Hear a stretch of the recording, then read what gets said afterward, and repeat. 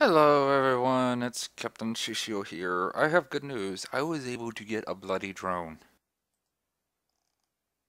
Problem is, I can't really do anything with it.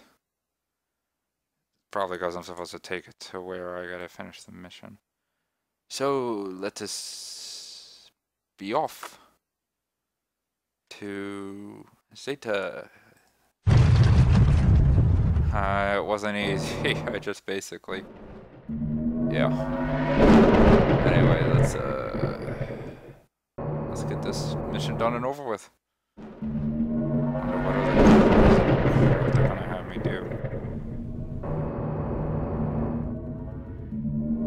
I thought that the Republic would be mad at me all the time, but fortunately they're not. Ow. Wait a minute. There is. Fucking chicken. I don't have the drone in my car. That's weird. Huh. Okay, spaceport. Huh?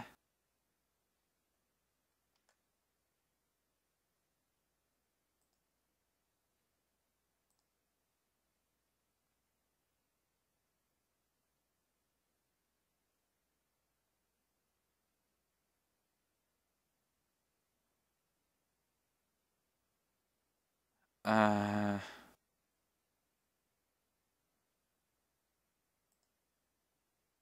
oh no. Did I screw it up?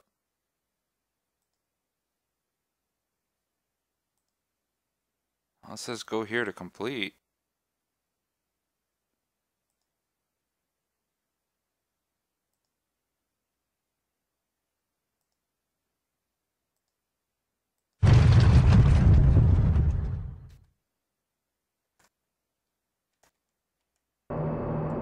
Um,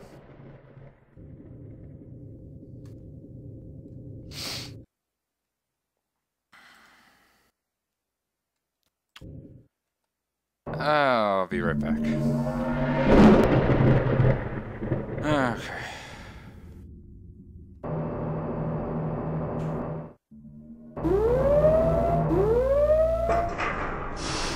Finally. You hand over the salvaged equipment to Mr. Eyes and Katya. Eyes begins fiddling with it and soon discovers how to work the atmospheric scanner. This is really nice stuff, he says enthusiastically. Probably changed his voice there. Katya says, we found a halfway decent restaurant in the spaceport village. If you want to keep working with us, we'll meet us there this evening. Okay. Just gonna sell because... Oh, now I can sell outfit. Now selling outfits will be serious. Different. Separate. That's it, separate. You join Katya and Mr. Eyes in the restaurant and order your meals. They are both in high spirits. While you are waiting for the food to arrive, Mr. Eyes raises his glass of wine and says, a toast to Captain Masakahara and our marvelous new toy. May it bring us good information and swift justice. We're thinking that while we're in the area, we should stop on Oblivion next, says Katya, and then work our way towards the rim. Your meals arrive, the food is excellent, and you spend a relaxed evening sharing stories about your childhoods. Katya turns out to be a dirt belt native like yourself from a planet named Hope. No longer settled, she explains. Supervolcano, it was a cold planet to start out with, and the eruption sent it into an ice age that could last for millennia. My hometown is under 30 meters of glacier by now. The eruption was on the other continent, she explains. So no one was killed in the blast. It was a slow-moving disaster. We had 6 months or so to move 2 million settlers off-world before the temperatures would drop too low to be livable. More than half of the Navy was mobilized to ferry our people to other planets. Here's the best part, says Eyes. The Navy operates with a certain amount of autonomy. Turns out when they found out about the disaster, they mobilized without even waiting to clear it with Parliament, which was technically within their mandate, this being a natural disaster. But the Navy is funded by taxes, and the Paradise planets pay 10 times as much in taxes as the Dirt Belt. The Paradise planets viewed the Navy as their own private security force, says Katya. So they really got mad when half the Navy suddenly vanished to assist some dirty refugees. Because those admirals gave the order to assist us, millions of lives were saved. And then Parliament fired them.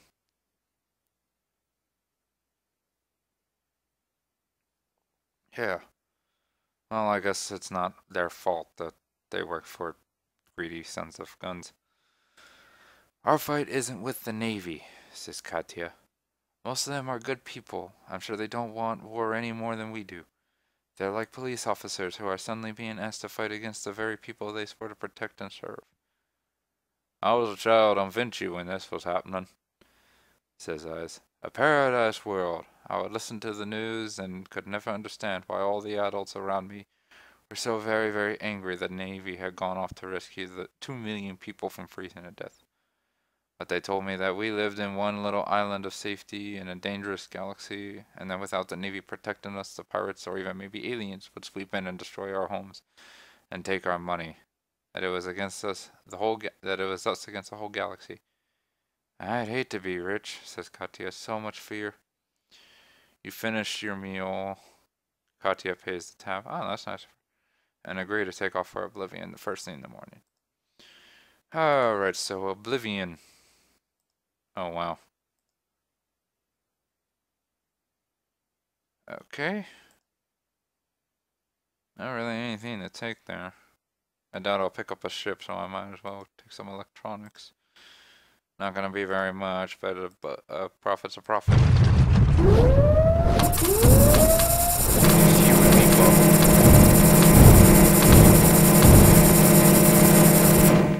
Ha. All mine.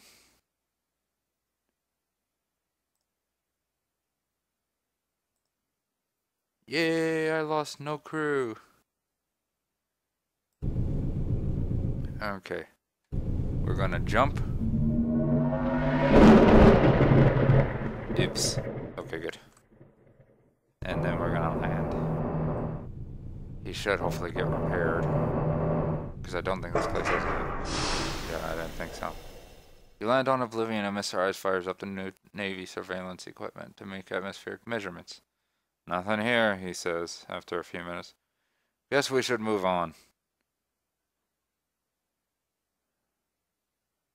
Are we just going to search every planet in this sector? Won't that take months? Are there any other ships helping us search, or is it just us? You've got a point, says Eyes. And we don't even know for sure about the terror. We don't even know for sure that the terrorists originated from around here. Katya says. What we need is some leads to follow. I bet we could buy information on Green Rock. However, anyone is doing something illegal in this sector. Whenever anyone is doing something illegal in this sector, there's a good chance that the pirates are helping them. Mr. Eyes says, unless you've got boatloads of money to give the pirates, we need someone who's friendly with them, who can convince them to talk for free. We should go to the brothers on Harmony. That's not a bad idea, says Katya. As long as they don't make me sit through one of their church services, I always fall asleep. What do you say, Captain? Asks Eyes. Want to visit a monastery?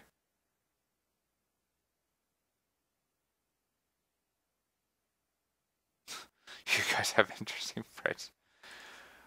When I grew up and left the paradise sector as a young idealist, says Eyes, I decided I wanted to take a vow of poverty, so I came to live with the brothers. But it turns out they also wanted me to make a vow of obedience and chastity. Not so much my cup of tea, he winks at Katya. Are the monks really as boring as Katya says? You ask. Sorry, kid, says Eyes. Take it from me, working for justice is not always exciting. Fine, I'm in. Okay. Let's see, where am I going down there? Oh, please tell me this stupid thing doesn't. Okay, heavy metal. It looks like.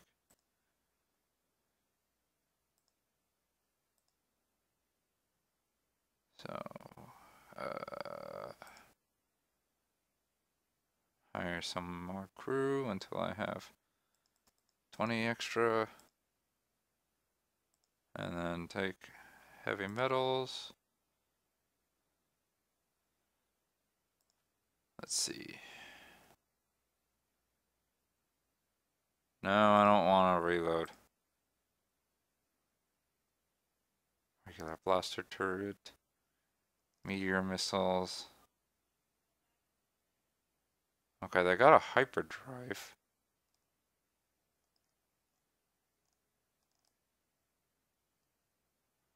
Not much of an outfitter. Looks like just a resupply for some missiles.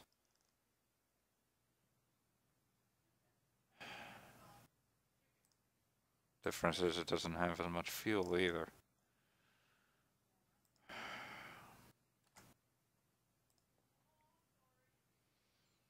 And no shipyards on the way either. Looks like this guy's going to be staying around for a bit. Yeah, pirate figures. Okay.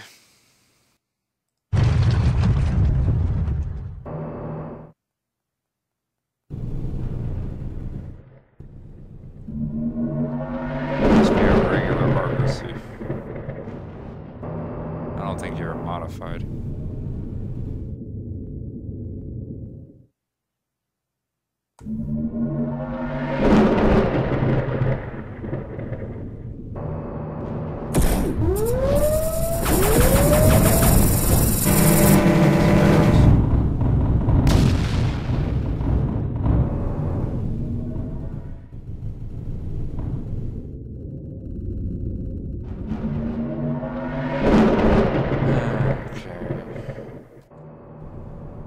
Next planet he needs to dock and refuel.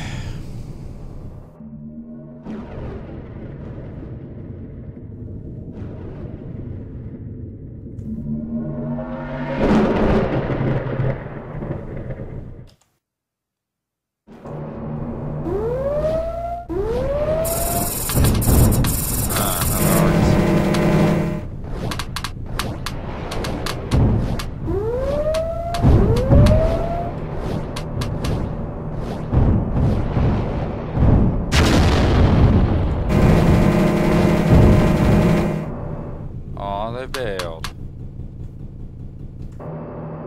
Cowards. Okay. So we're gonna land on Harmony. Katya and I lead you to the monastery. As you are approaching, you meet a monk who is wearing a long black robe and kneeling, and a small vegetable garden pulling weeds. When he looks up and sees you, he leaps to his feet and runs over.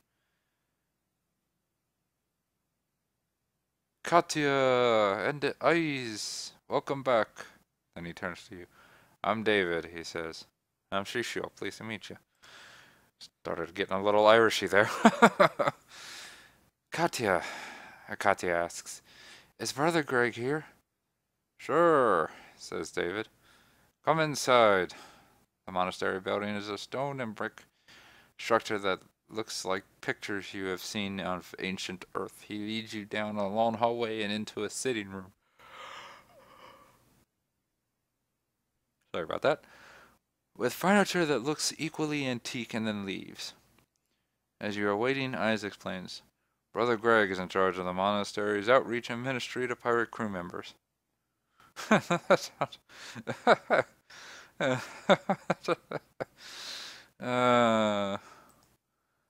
Eyes laughed. Yes, the monks were a big influence in helping me to think creatively about my own vocation.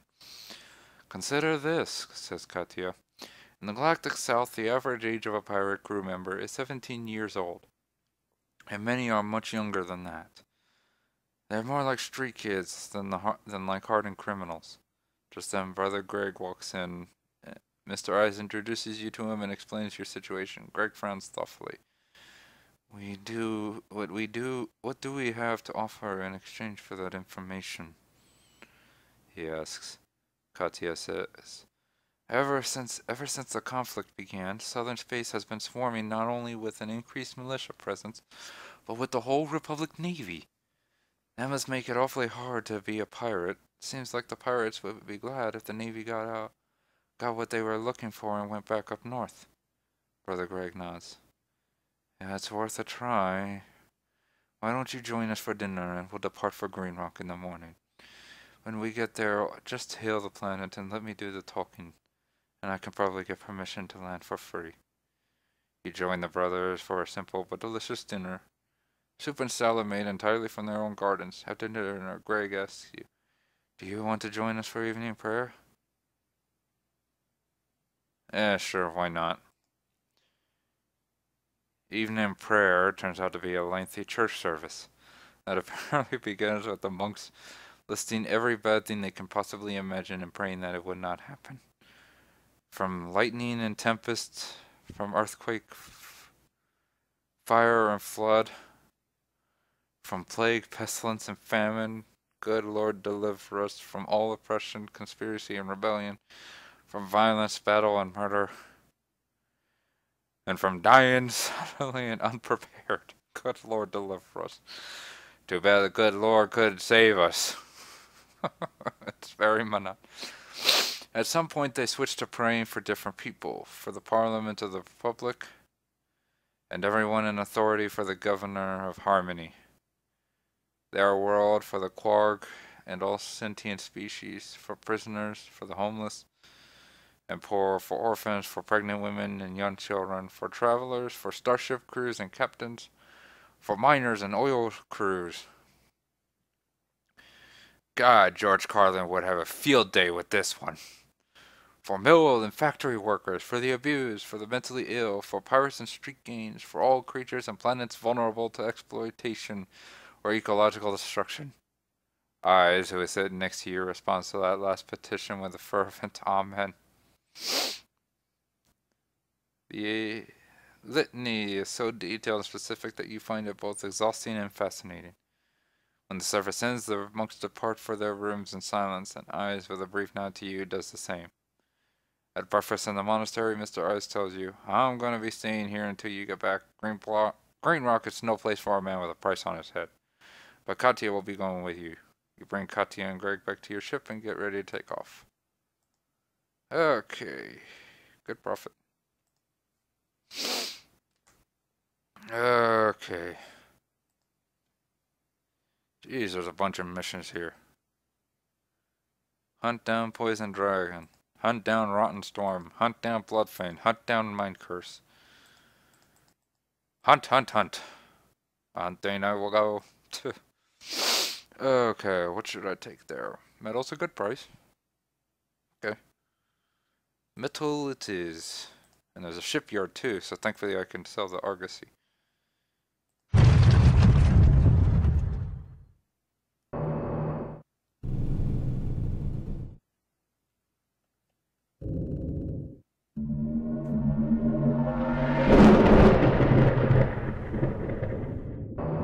Wait, am I gonna get overrun by pirates?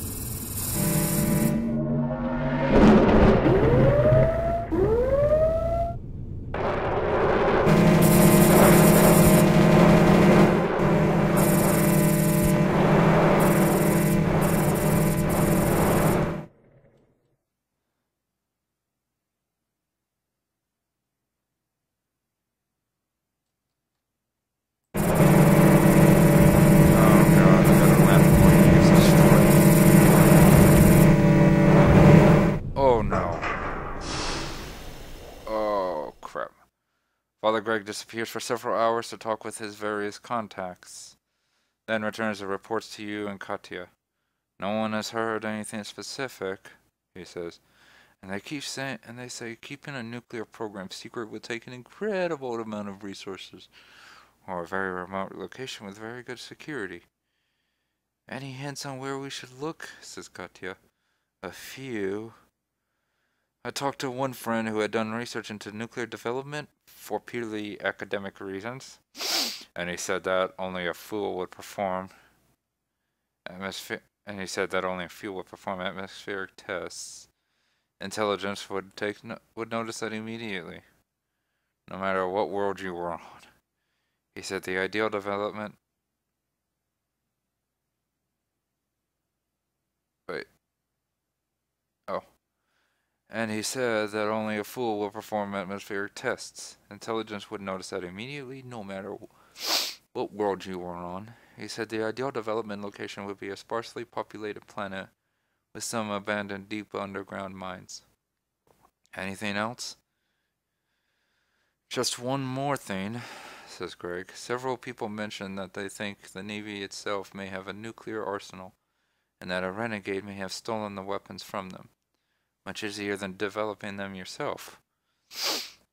Well, let's head back to Harmony and see what Ice thinks, says Katya. But I can't imagine the Navy would have such an arsenal.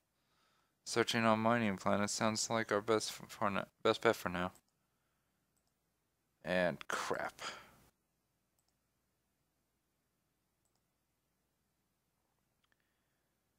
Well,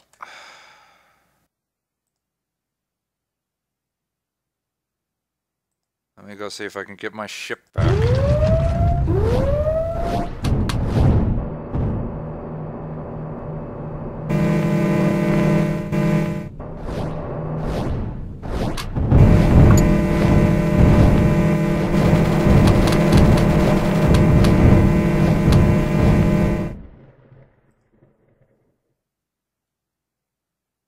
Holy crap! No!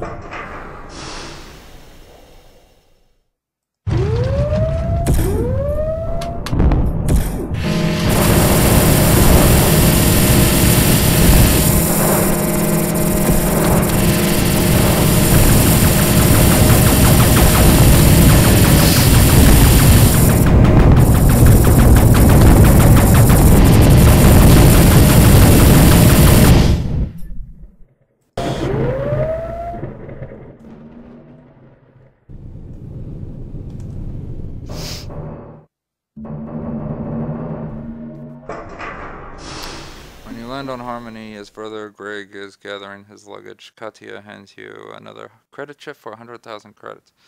Yeah, great, because I just screwed myself over earlier. Thanks for risking your life with the pirates, she says. You've got real guts. I'm also a real idiot for taking a NPC ship in with me. You return to the monastery and share your new information with Mr. Eyes. His reaction is the same as Katya's. No way the Navy has nukes, he says. Some other secret branch of the government, maybe, but not the Navy. That would offend their sense of honor. Still, says Katya, if there was such a program and the weapons were stolen from it, that would explain why intelligence has not named a suspect yet. They would have to reveal the program's existence. Ice shakes his head. This isn't a productive line of investigation, he says. If it was some local terrorists, we've got some hope of tracking them down. If it's some shadowy government organization, there's no way we can find them. So the local terrorist angle is the only one worth pursuing. Very well, says Katya. Captain Masakahara, meet us in the spaceports if you're willing to continue working with us.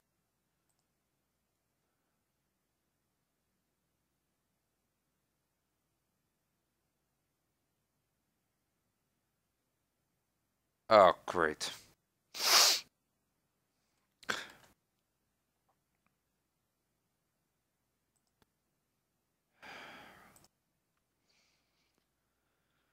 Let's let's see. You find Katya and Mr. Eyes sitting at a table in the corner of a small cafe, talking in hushed voices and examining a galactic map that is spread out in front of them. Several of the nearby systems are circled. Katya says, "Hello again, Captain. We've picked 3 planets that we think are our best options.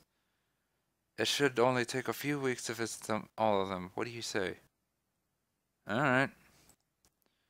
"Great," says Katya.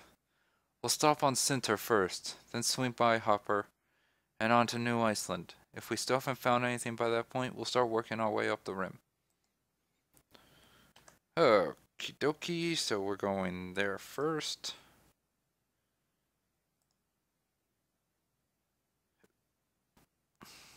Okay, there's no shipyard there.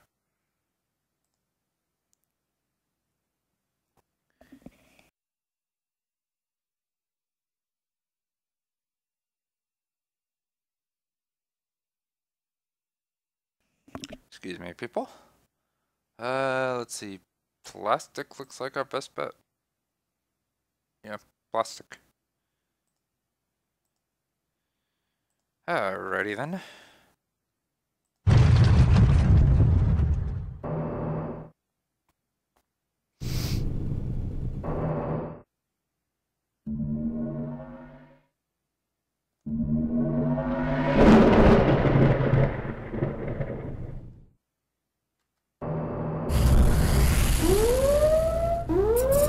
Oh god.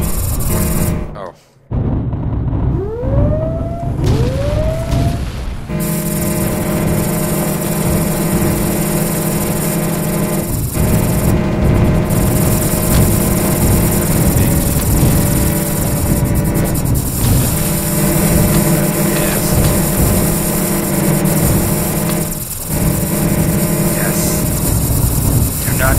Do not destroy it. I will send your busted.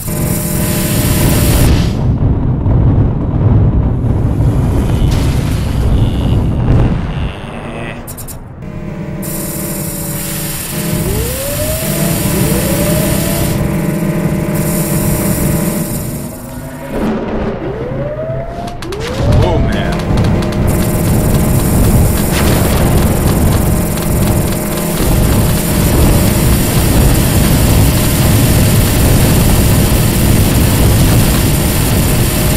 Target that one. The mountain.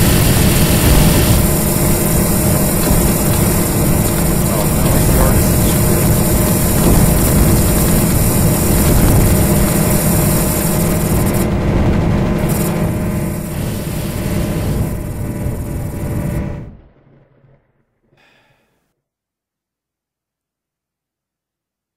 ouch, 62 men? Oh boy.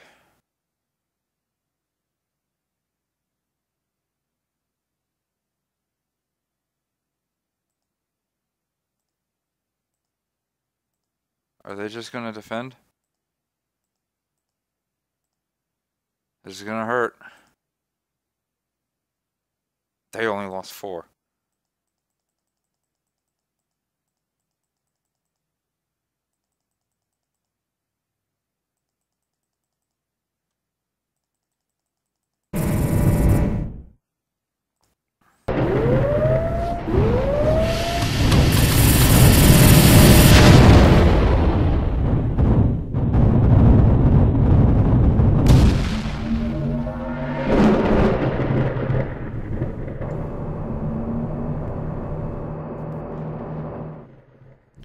Holy crap, finally peace.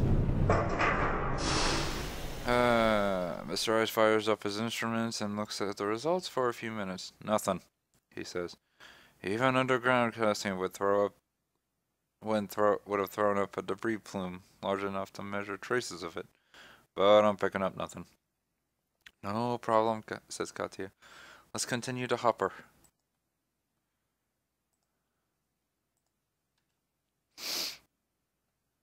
Oh man, there's no shipyard there. There's a shipyard on the way, so.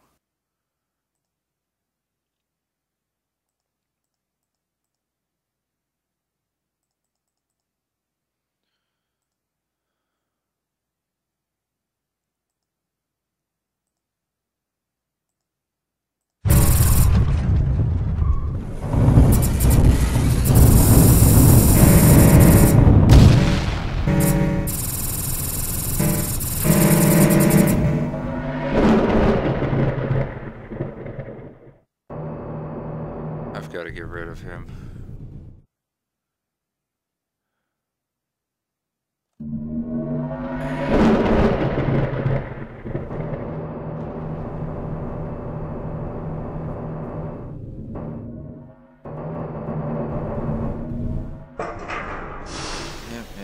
Yep.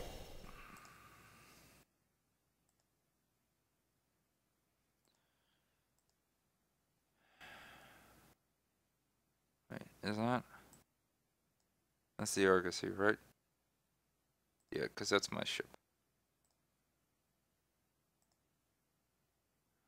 Get out of my fleet.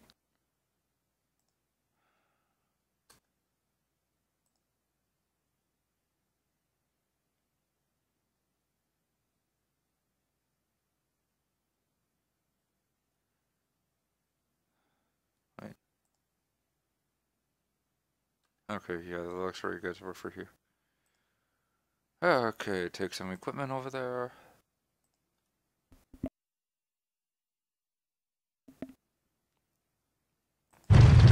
And we're off.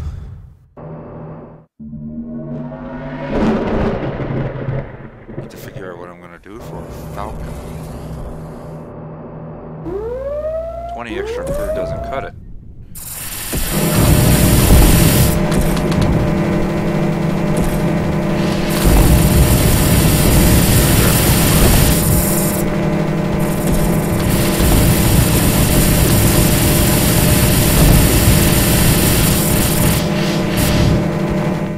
I gotta destroy him, I can't take him.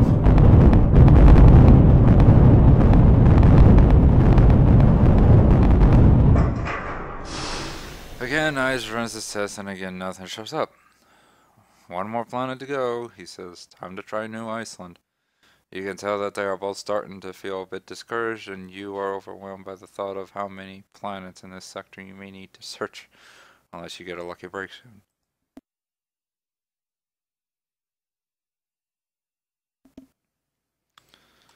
Well, never know until you try.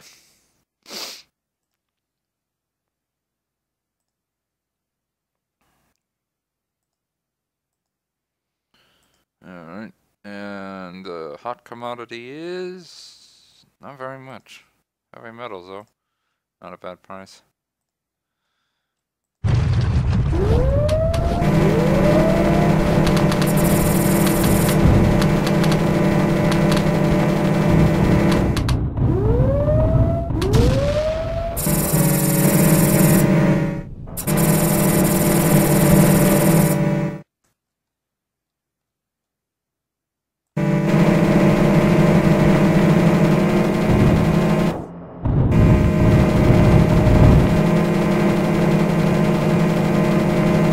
Ha!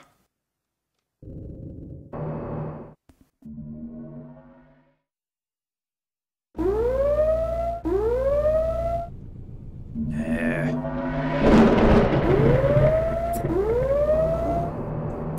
Oh man, another Argosy? Oh, I gotta play this one. Right up, I destroyed it.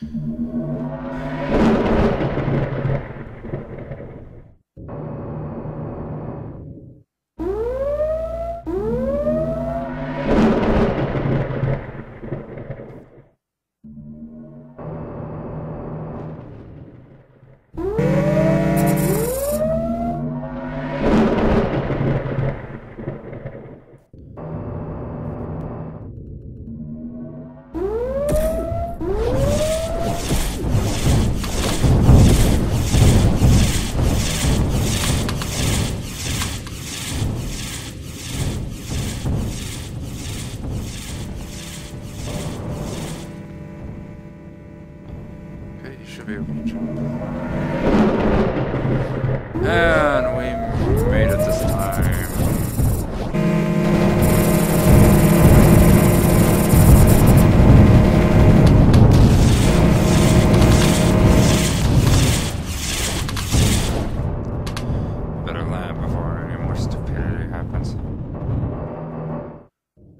Okay, yep. You're welcome. New Iceland turns out no different than the previous two. We need a change. We need a change in strategy, says Katya. We've been talking about something while we were in transit. It says, it occurred to me that underwater testing might be even easier than underground. No need to dig or find a mine shaft, and the Navy sensors are for atmosphere, not oceans. But I've still got my old test kits with me for seawater. Katya says, so then we wondered, what sort of world would you go to if you wanted rumblings in the ocean to go unnoticed? Either an unpopulated one, or one with lots of meteorite activity. And that leads us to deep. She points out the system on your map. Mild tidal surges on almost a weekly basis due to impacts from all the asteroids in the system. Perfect place to hide an undersea explosion. Sounds like a good possibility. Let's give it a try. So, where are we off to?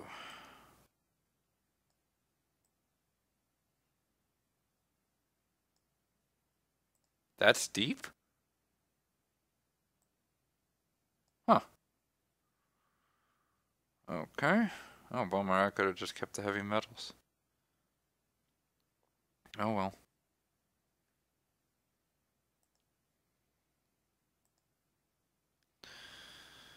Anyway, I think we will call that it for this episode. Yeah.